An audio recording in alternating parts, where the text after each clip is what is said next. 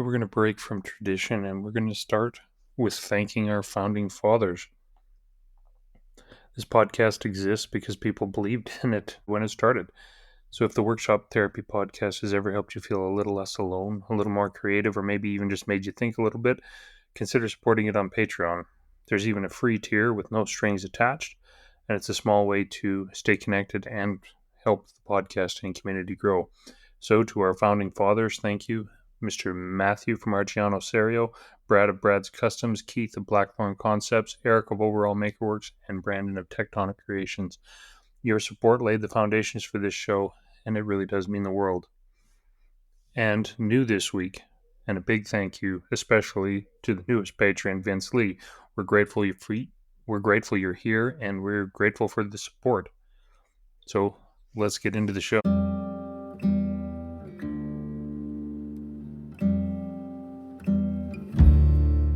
And welcome to the Workshop Therapy Podcast. I'm your host, Andrew, and my lovely wife is joining me once again today. And this is 2 episodes in a row where you're participating in the interview, which is very exciting. And once again, got a lot of feedback about how you're better than me.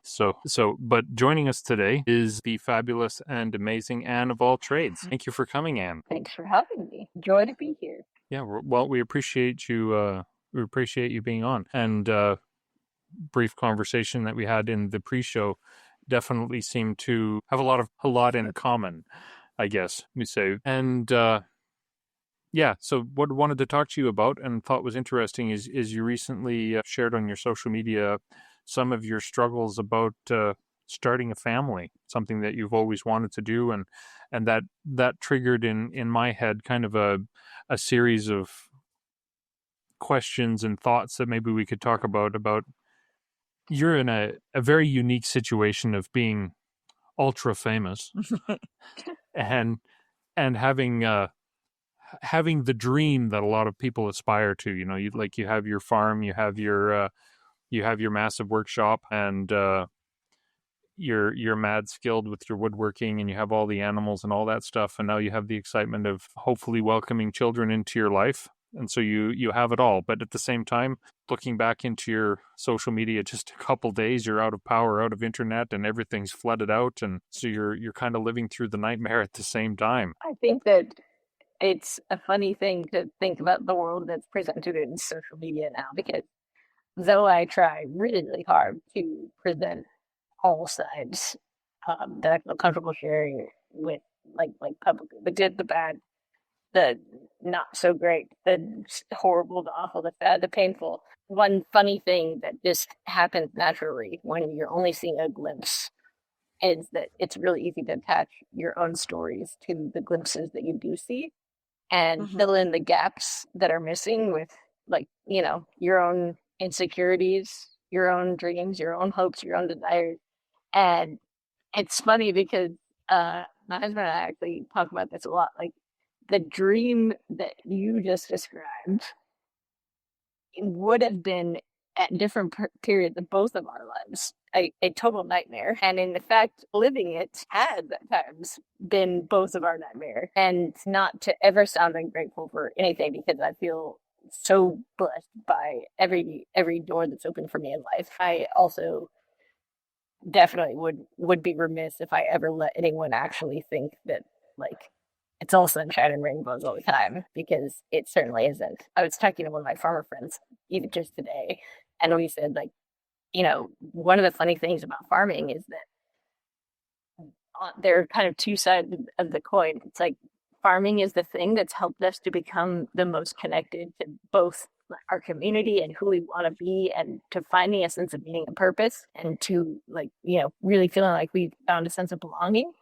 But it is also, conversely, at other moments, the most lonely, heartbreaking, heart-wrenching, hard, awful thing we've ever done. So, even with that, you mentioned the Dream Workshop. Like, I've been working on building this woodworking school for 5 years, and, like, far be it for me to complain about anything, but, I started that building project thinking it was going to take 6 months and a fraction of the budget that it did. But, global pandemic and, like, massive career and life changes have made it so that I have a beautiful shell of a building, but I'm still, God only knows how long away from having everything all set up or ready or no longer having a financial drain, Yeah.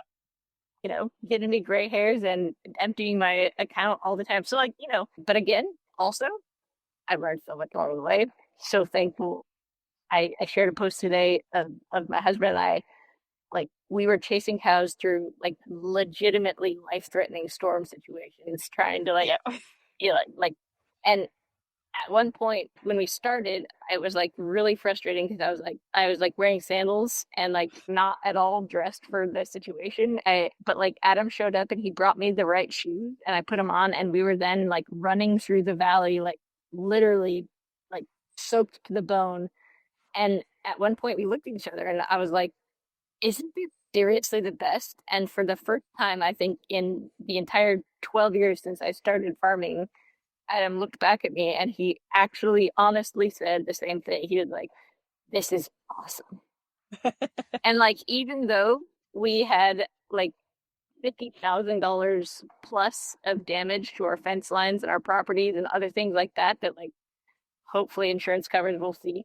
And other kinds of stuff that just like were happening all around us. We literally, like, both of us were genuinely like, we wouldn't choose anything else. Like, this is what we chose. And there's a fix for all of it. That's I think cows are a great example. Like bring that up, and I've always thought I think cows are the reason that cowboys no longer carry guns, because I know, like, growing up and chasing cows, like there's this weird brain thing in people like myself who've grown up on the farm and grown up with cows. It's like everything is better with some cows around. I don't know if you've ever heard that Corb Lung song. I It's haven't, like but I agree wholeheartedly. you should look it You'll up have when to you put have a the clip on chance. when. Yeah, maybe I'll link it Mhm. here.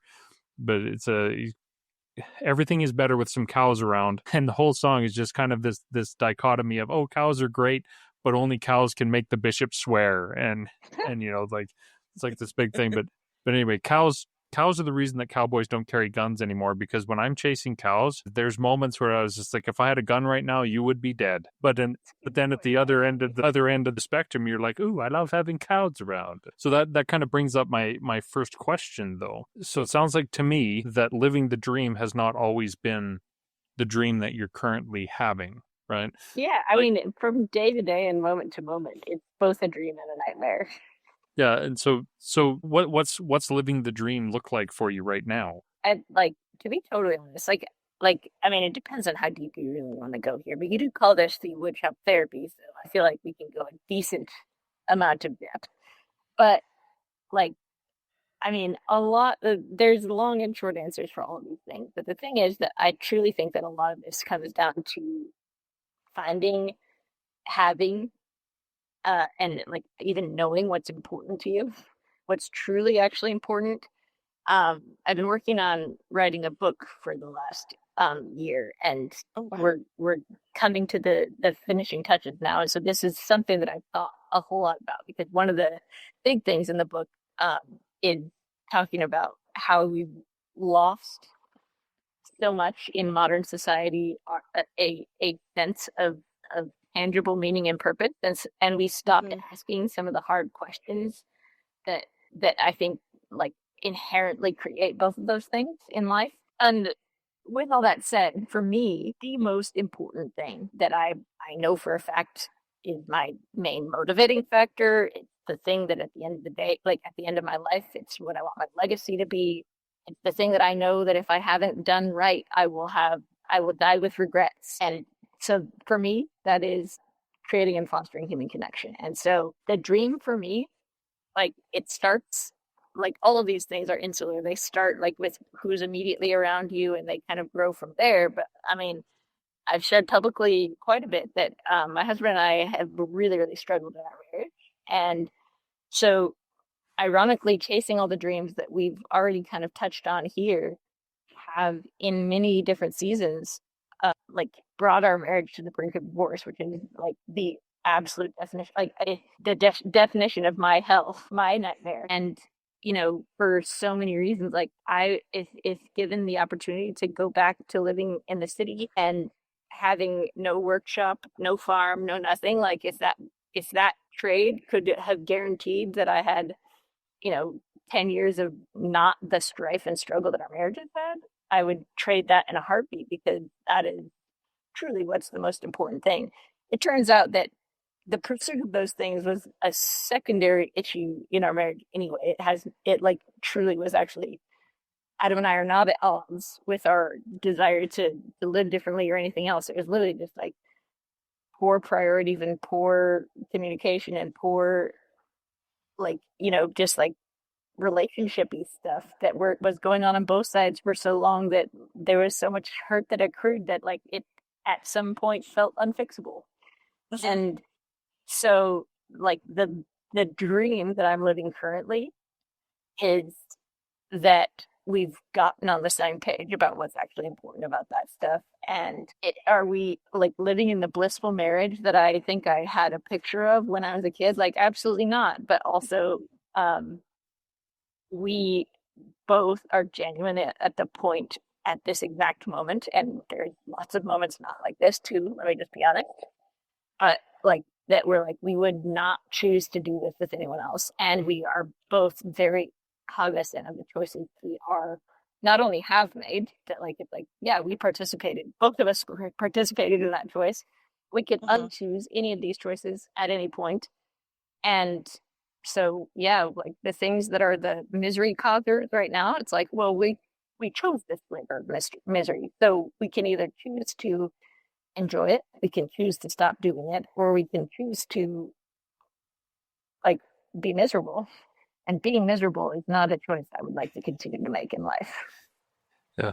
So how did you, like, I know you've talked about your marriage and the struggles that you have had in the past on your social media. Can you take us through the process that you went through to go from like we're not seeing eye to eye to where you're at now? Like was it the challenges you faced bringing you together, or was it you recognizing the importance of being together that allowed you to face the challenges? I think without Adam present, I like, can't make any sweeping statements as far as like, but I can talk about my side of it. And my side of it was that I had a lot of growing up to do in a lot of ways that like one of the biggest things that I knew that Adam wasn't super into the stuff that I was doing. So in my efforts to like not further inconvenience him by making like, by like, you know,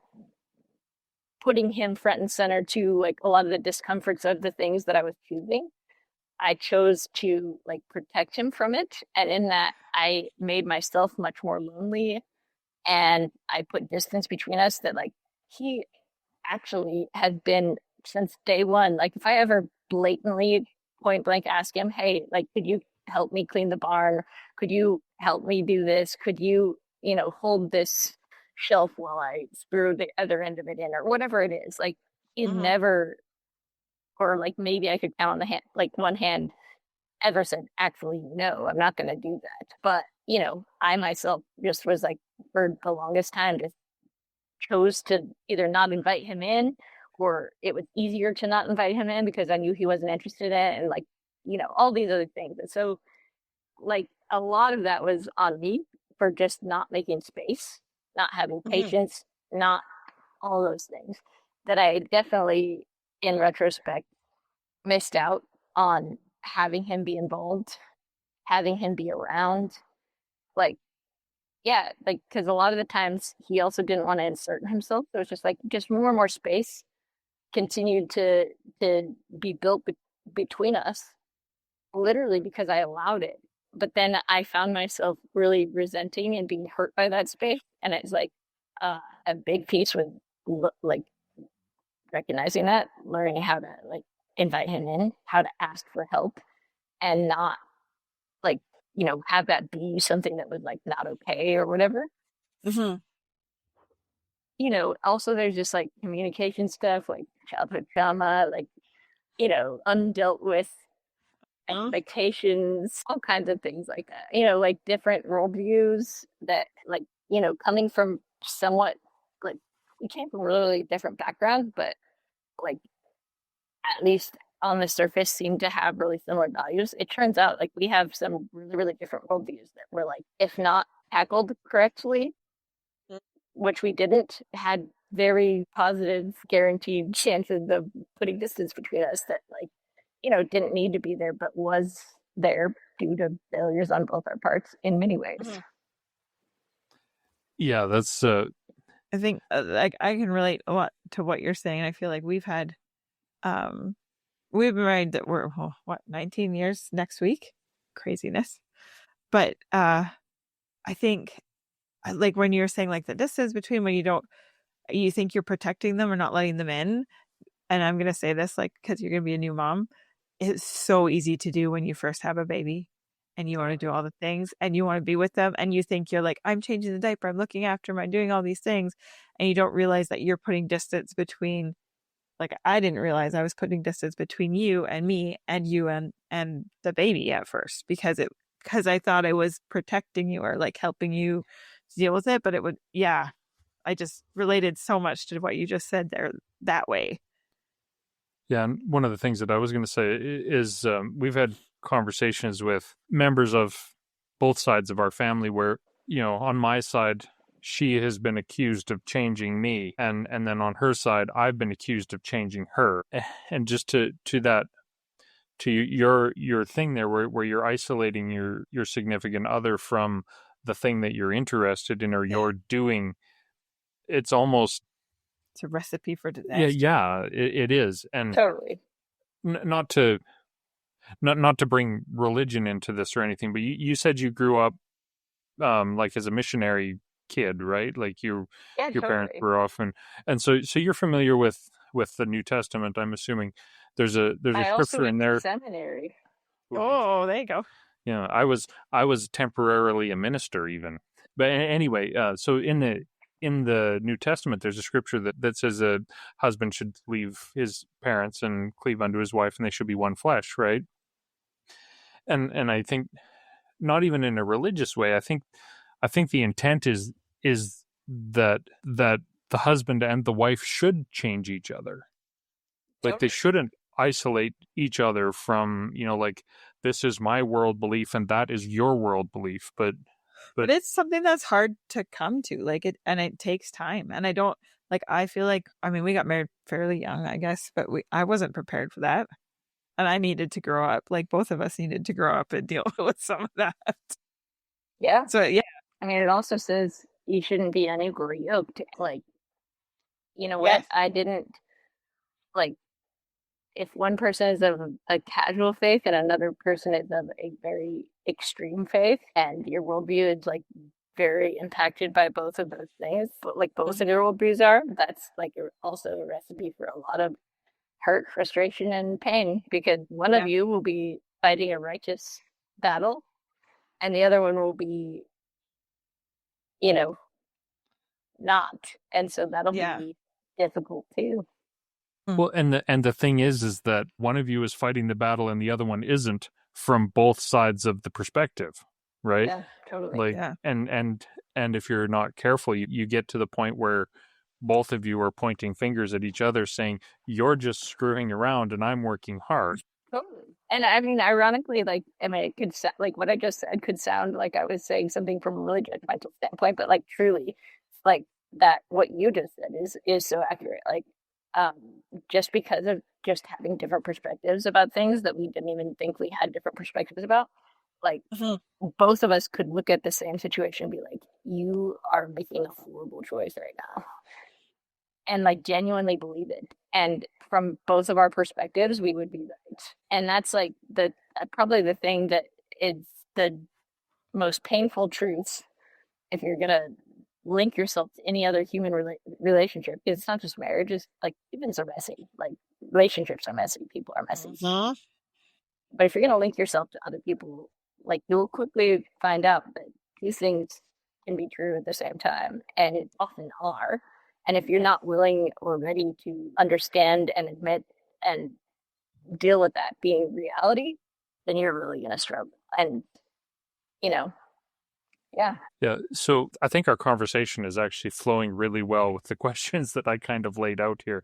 So as you're kind of chasing your dream and it began to turn into the nightmare at the same time, what did you do to push through the nightmare? Like what supported you emotionally, mentally, physically? What did you do to push through that and recognize that change needed to happen? I mean, frankly, like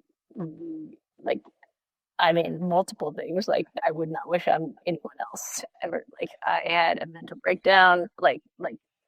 We had several situations where we had friendships that suffered. Like, we were separated for a period of time. We nearly got divorced. Like, yeah, it was like basically rock bottom after rock bottom after rock bottom forced us to reevaluate because then we was like, it's like, okay, well, this is the end of the sentence. What do we want to do here? Yeah.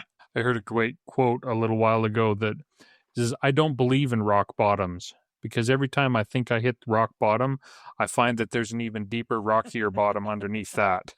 Oh yeah, no, this is like a common thing that I say that like I've found many points in life when I truly think this is rock bottom and this is the end for me. And then somehow I still find a shovel. I like that. I like to find a shovel though instead of I like, yep. Yeah. Because we often dig ourselves in farther, especially when we're down already, right? Like, 100%. or at least I do. It's easier somehow to Mhm.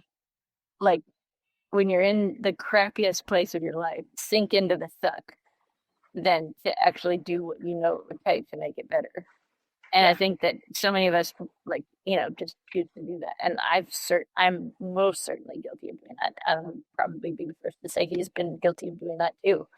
Like, how many times have we known exactly what the absolute worst thing we could possibly say is? Know that there's a choice not to say it, and then choose to say it anyway.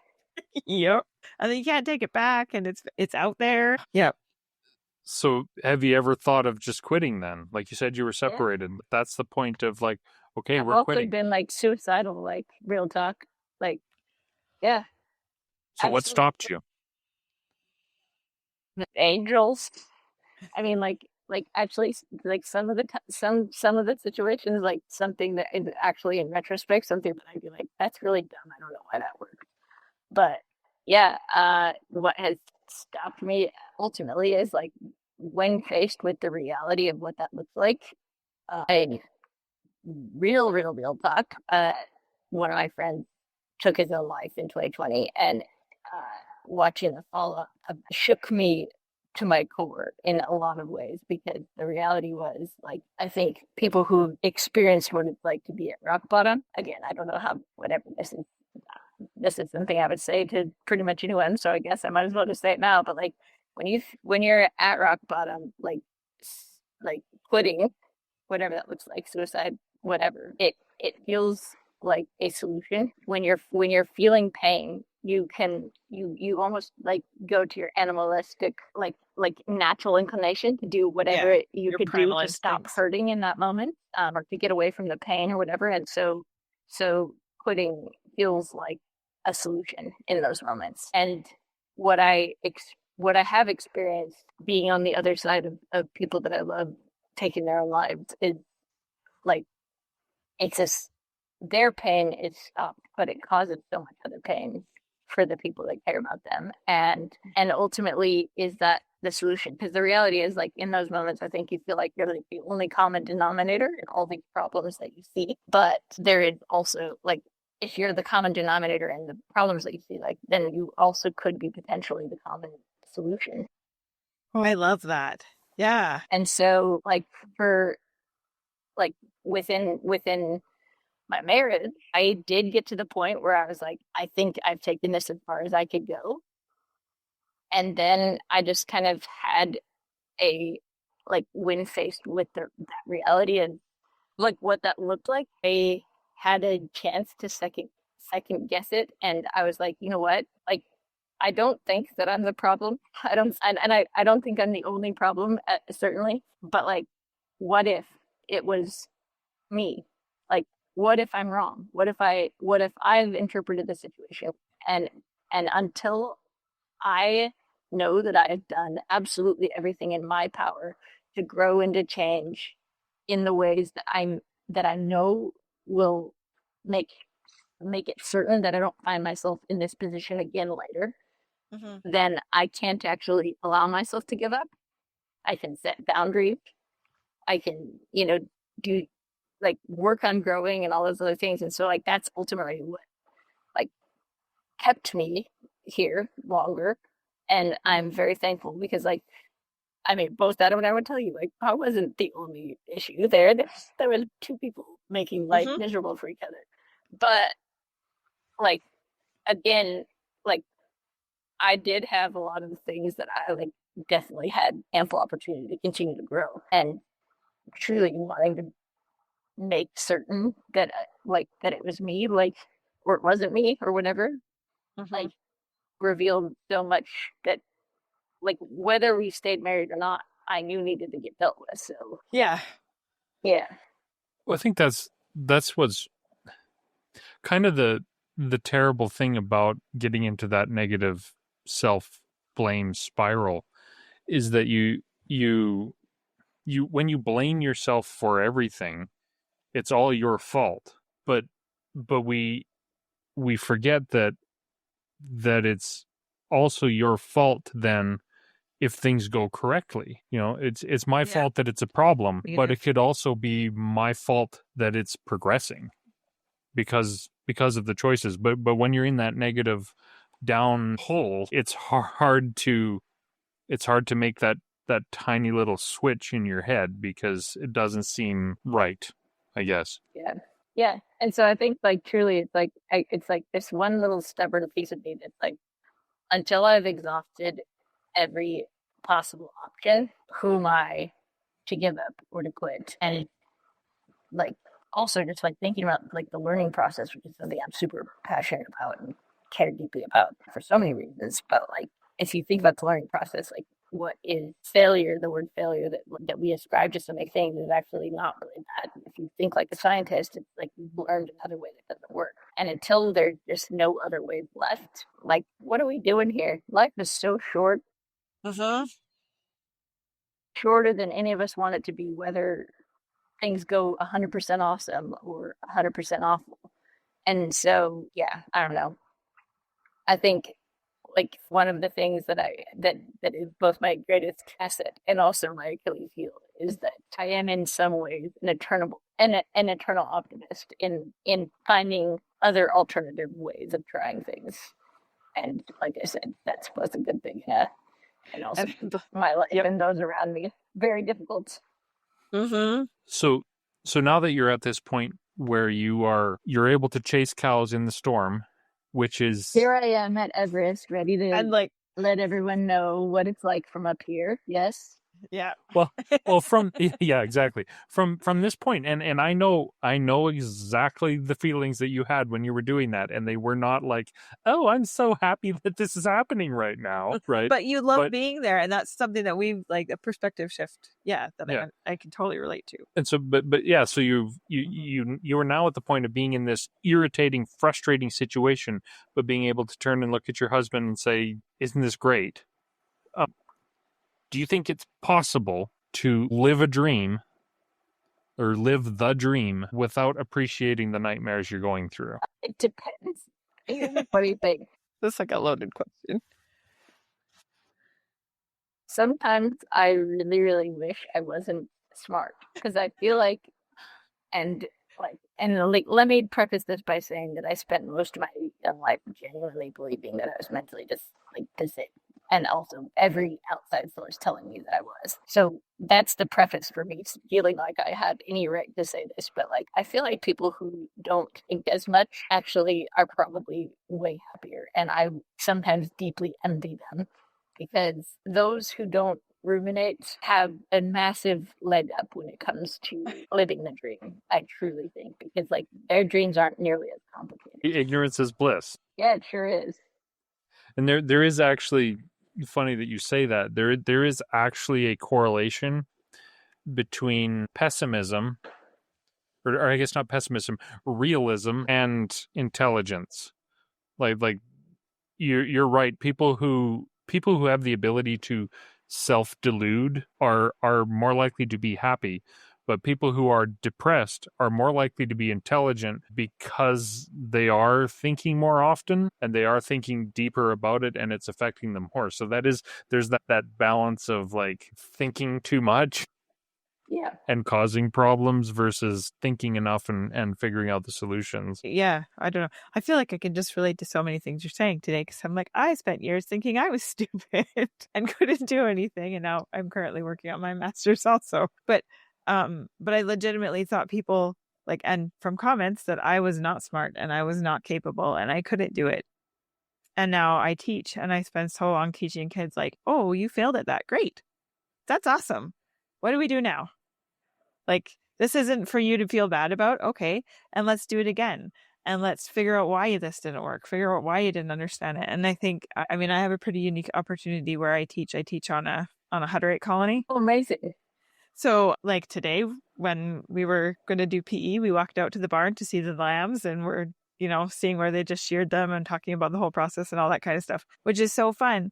But you also I get to see the kids in so many different aspects there versus where we like pigeonhole people into you're either book smart or you're not smart, or you're either doing this or you're not smart, right? And there's so many other ways and so many things that then affect them later in life in relationships with husbands and wives and children and with family members and people in the community. So yeah, I can relate so much to what you're talking about. So going back to you said what really motivates you and what really drives you is your desire to create and foster connection, right? I think I know the answer to this, but who helped you survive your toughest moments? I mean, aside from faith, which like I also feel like is both true and sometimes a total cop out. So I hesitate to even say that because, Yep, I do know. for so many reasons. I do feel very privileged in life to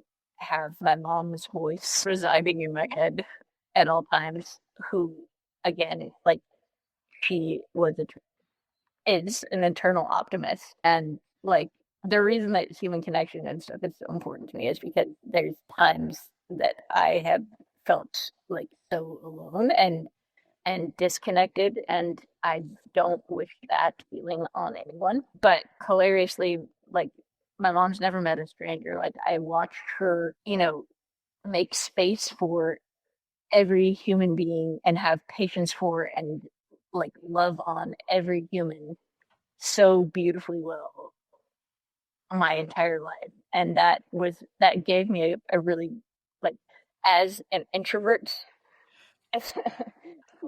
like, I mean, that's actually something that's probably really surprising for some people who see me online to know that that's the case. But I will say that if you ever see me on camera, it's because I have full control, and I'm also usually like by myself and like I'm in my environment with my people, and like, put me out, in the world, and that's a very different thing. Although I've learned some really amazing coping mechanisms for that, and I'm thankful. But literally, all of it is like because of my mom. My mom is a superhero, and she helped me navigate and cheat my way through school, and like again modeled how to connect even to like people who in all respects would seem unlovable.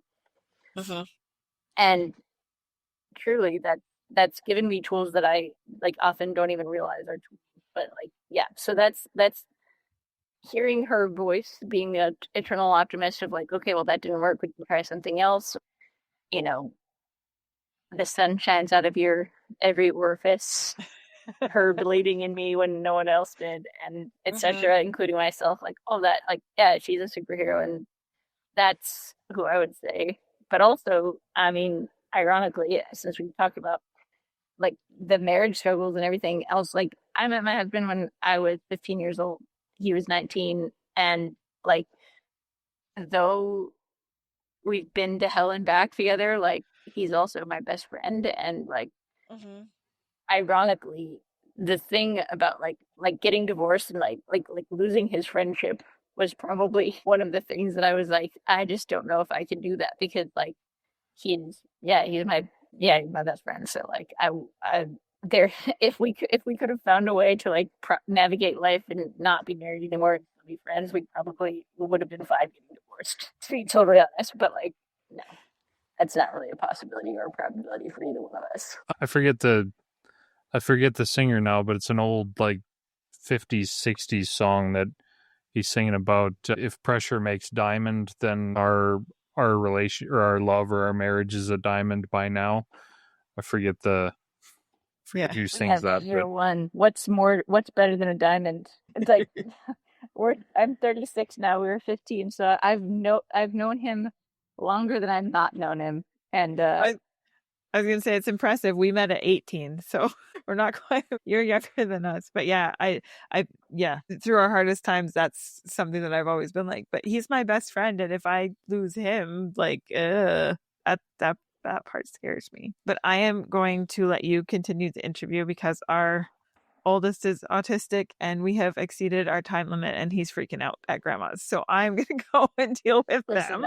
Expectations are very important. Go deal with that. Expectations are important. We have exceeded, and yes, he's having that's one of the things that he's texting me that he's done. So I will let you go. It has been absolutely amazing to meet you. I wish I could stay and chat more, but you are fantastic. We love watching you and we will continue to do so.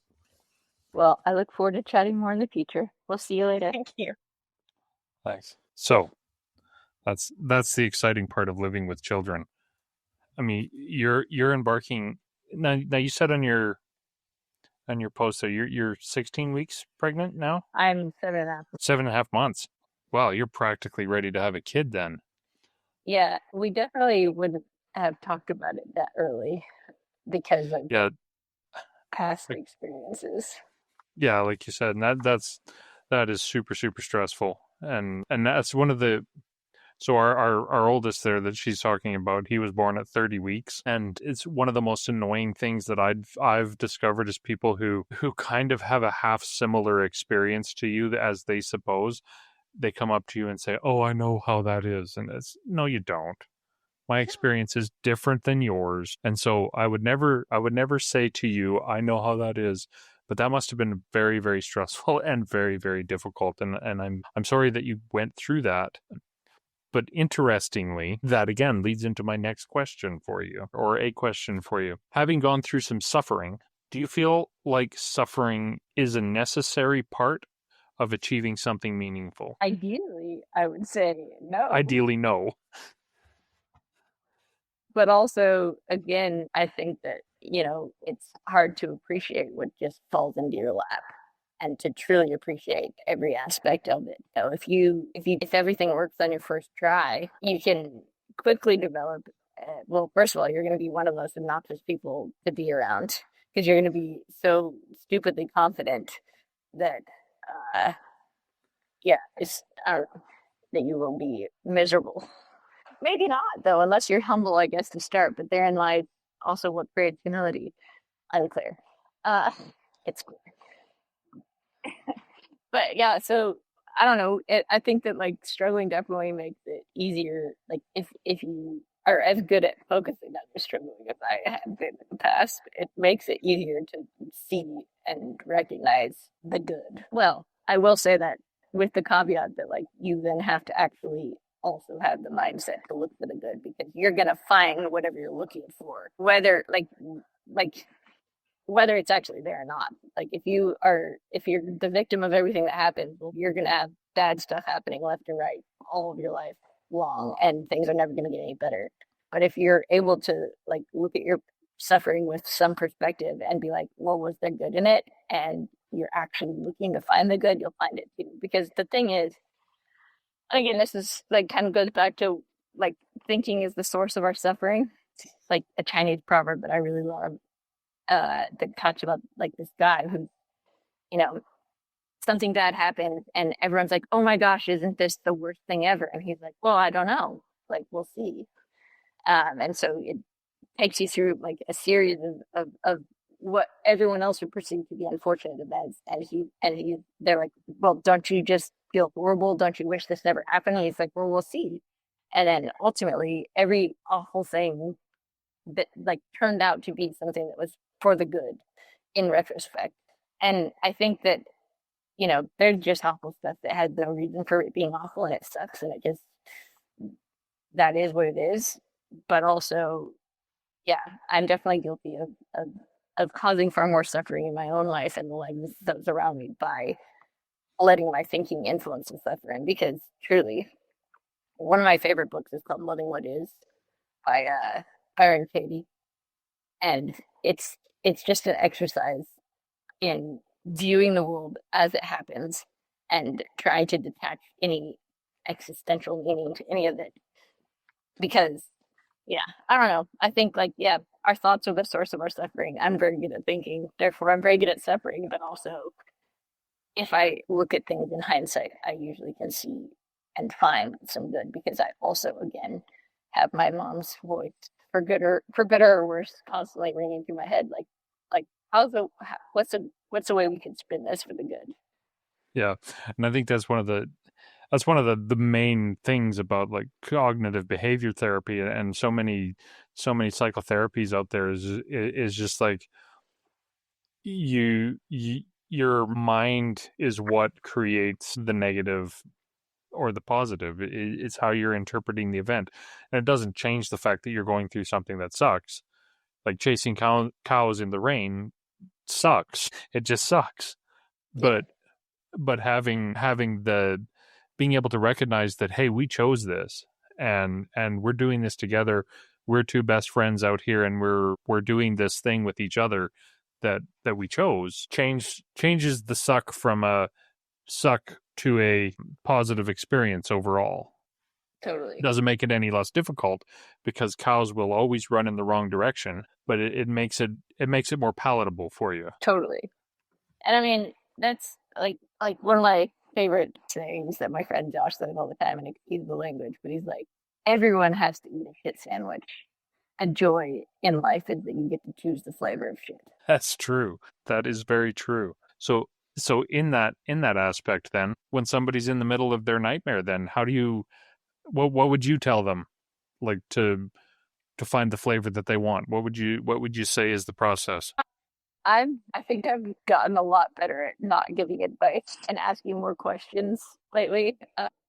Because the reality is, like as you said, there like even though we as humans have often had similar experiences, but this reminds me of that or whatever else, we don't ever actually know what one another's facing. And so something that like generally speaking, when I'm talking to a friend who's having a really rough time, and I will now, instead of offering advice or like some iffy like, you know, what doesn't kill you makes you stronger, kind of BS like that, I will just ask a series of questions and be like, in hopes of kind of like turning them or like turning their thinking at least around to like is there something good to be found in it, or is this something that you've chosen? Like, could you unchoose it? Like, like where do we go from here? Like, what what can we do to put you in a position where like put you back in a position where you feel like you have power to either overcome it or face it or realize why you're in the midst of it in the first place, realize that getting out is an option. I think kind of in that vein, one of my favorite stories about suffering is the story of Job. And for listeners that aren't familiar with the story, I'll give a quick summary. So Job goes through a series of pretty major tragedies. All of his money is taken, all of his kids are killed, all of his animals and stuff are stolen. And he's sitting here wondering why this has happened to him, right? Like why has God caused this to happen to me, or why has this been allowed to happen to me? I haven't done anything wrong. And he has these friends that come, and it says that they sit with him for 7 days and they don't say anything. And it's the moment they start giving him advice that it starts to go south for them, right? Like it's the moment they start telling, well, maybe you did this, or maybe this is the thing. That's when it goes south. And so I think it's really important. And you brought up a great point, is to not go, well, maybe you should just go do this instead, or I know how you feel, and just say, hey, what can I do to help you? What do you think you should do? What do you need me to do for you? Right? Those refraining putting your thing onto them. Totally. So looking back, the struggly parts of the nightmares, have you been grateful for any of them now in retrospect? Obviously, like at the time Yeah, that pretty sucked? much all of them.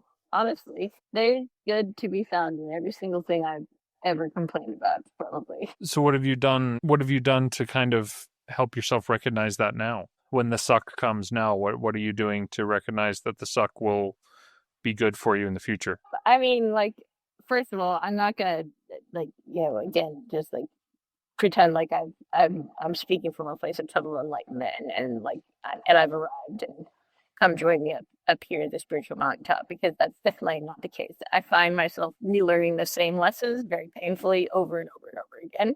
And but yeah, I mean, like, just kind of genuinely like learning to reframe my thinking. Like when I catch myself, which I think like whining and complaining in general is a habit, and it's a poor one at that. But whenever I find myself kind of like leaning into that, like this is really uncomfortable. Like I think it's like really important to acknowledge that it is uncomfortable, that it's yucky, that it's not desired, all those things.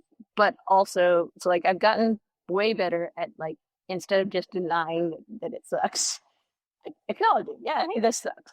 But also then being like, but does this suck worse than something else that would probably also suck?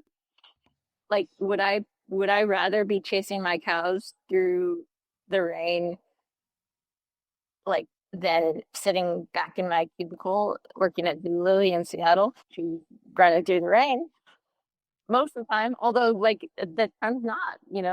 So like like a series of questions like that, like would I choose this over something else, or like is this the result of a choice that I made? And not like self-blaming, like, well, then this is your fault and this is the what you have to endure as a result. It's literally like, okay, well, if I chose that, I could also unchoose it. Like the alternative to never having to chase cows in the rain again is to not have cows. Is that an alternative I want? Or like, more realistically, what is it that my cows offer me that is worth, that makes this worth it? Even if this is sucky, and even if I can't find any good in it, is what is it good for? And if we really start taking those things apart, just like, did I enjoy having a puke bucket next to my milk bucket and still having to show up and milk every day when I felt like absolute garbage and I was like scared to death that like everything that I did was going to cause another miscarriage, or like, like God only knows what else? Like, is that great? No, that's not great at all. But also, like, what I did learn doing that is that I could, and like having spent most of my life feeling that like weak and incapable and less than, and whatever else, like, no, I have evidence that I can show up and do something even when it's hard.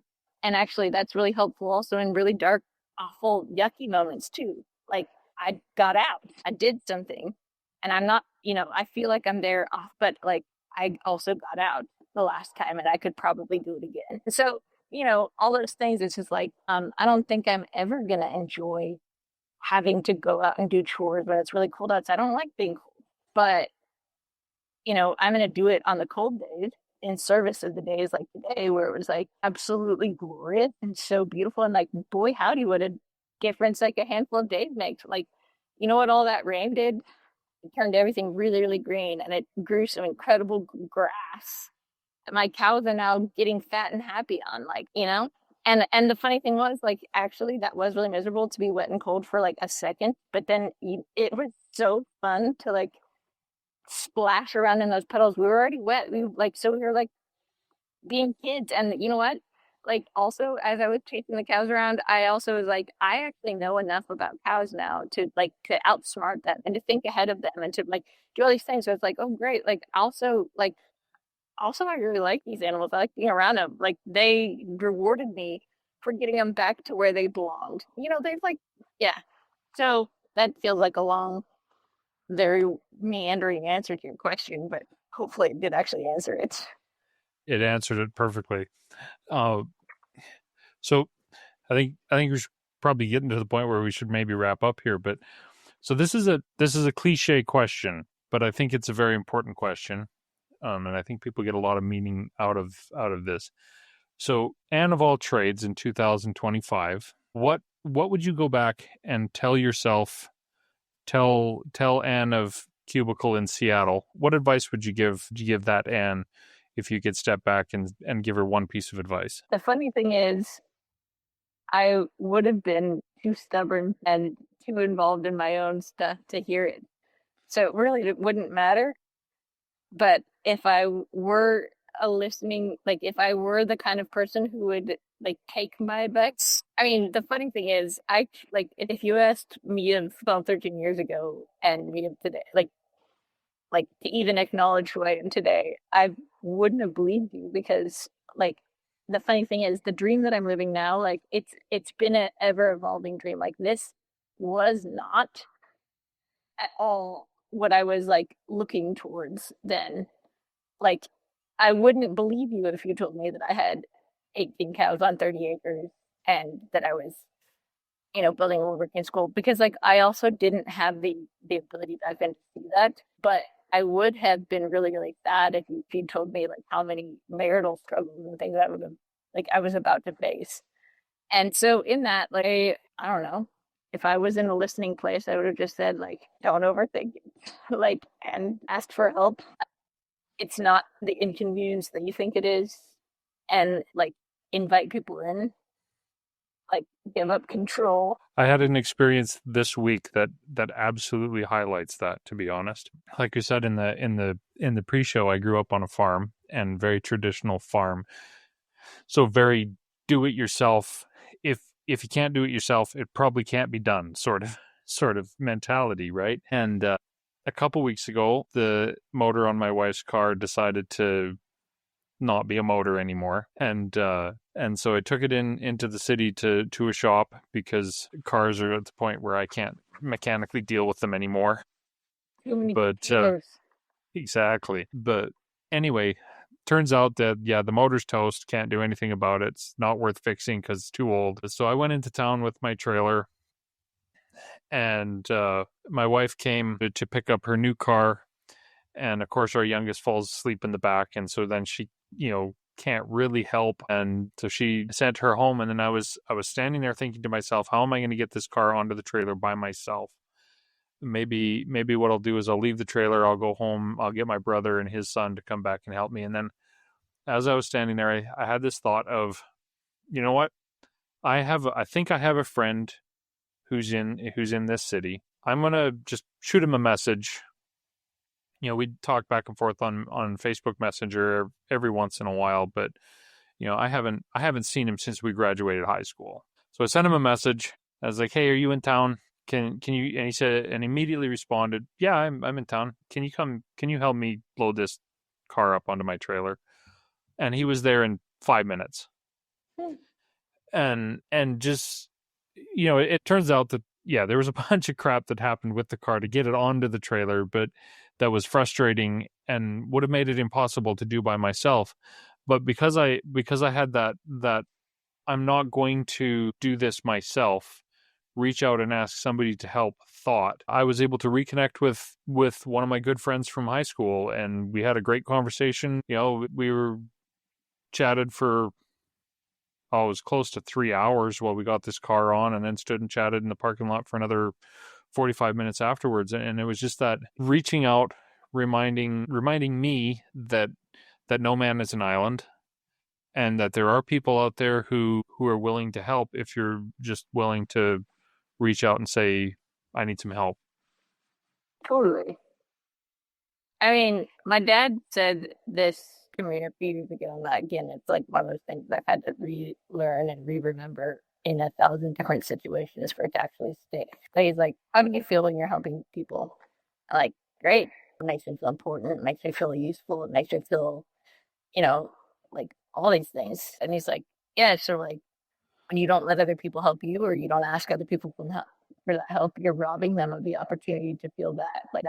Like that's selfish. Like if someone wants to say no, they can say no. Like if you don't ask for help, you are literally limiting your options in so many regards, and you're limiting your like the vulnerability of your relationships. You're limiting everything, and you're literally stealing that thing that you love so much from the people in your life that you care about. And you're also like making really, really disjointed relationships with Like if you're always the one to help, but you never ask for help, like then you're putting yourself in a position of power and position over the. So anyway, he has all these reasons, like that are great, good, very logical reasons why it. Yeah, but I mean, I'm also like I was raised in a situation where I was like a lot of people around me had like no boundaries, and so it's like if you ask for help, like you were putting them out because they're not going to say no, and like all these other things, and just like all that stuff that I've had to really realize that everyone's an adult.